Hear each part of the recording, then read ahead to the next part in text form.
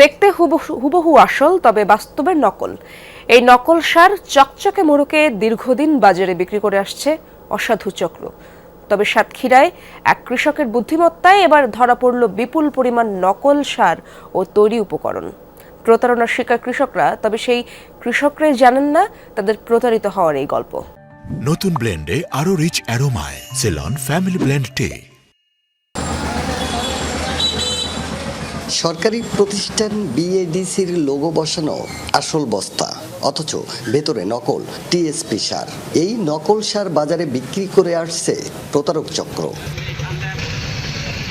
সাতক্ষীরা সদরের বালিথা গ্রামের কৃষক আইয়ুব আলী শহরের সুলতানপুর বাজারে দোকানটি থেকে 13,000 টাকার পটাশ, ইউরিয়া ও টিএসপি সার কেনেন তিনি। জমিতে প্রয়োগের সময় সন্দেহ হয় তার। খেতে দিতে দিয়ে দেখি সারটা ভালো না। কৃষি অফিসের লোক ছিল, ওনারা বললো যে 9টার ভিতরে এখানে নিয়ে আসেন, তাই নিয়ে আসে। অনুমোদনহীন ওই দোকানে কৃষক আইয়ুব আলীকে নিয়ে হাজির কৃষি বিভাগ।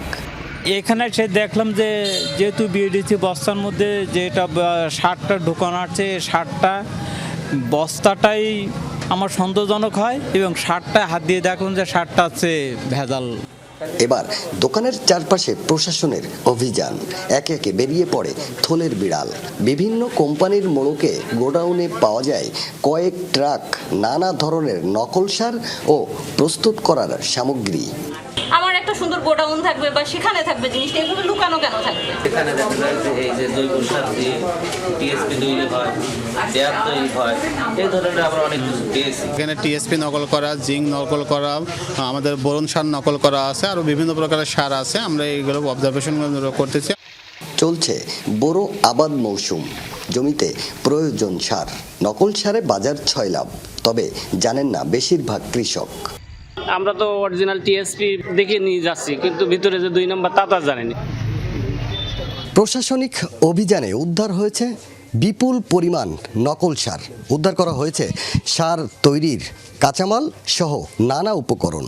কৃষকরা বলছেন, নকল সার তৈরি ও বাজারজাত বন্ধ করতে না পারলে প্রতারিত হতেই থাকবেন কৃষকরা। টানা 4 ঘন্টা অভিযান শেষে নকল সার বিক্রেতা 2 ভাইকে 2.5 লাখ টাকা জরিমানা করেন নির্বাহী ম্যাজিস্ট্রেট।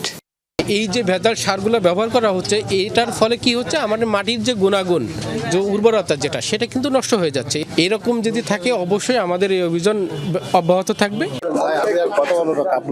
এ ব্যাপারে ক্যামেরায় কথা বলতে চান না নকল সার বিক্রেতা। প্রতিবেদককে ম্যানেজ করার চেষ্টাও করেন তারা। অপরাধের এই শাস্তিতে সন্তুষ্ট নন সাধারণ মানুষ। কৃষকই ধ্বংস হয়ে যাচ্ছে। আপনি এখান থেকে 1.5 লাখ 2 লাখ টাকা পানিশমেন্ট দিয়ে আপনি তাকে নিয়ে চলে যাচ্ছেন।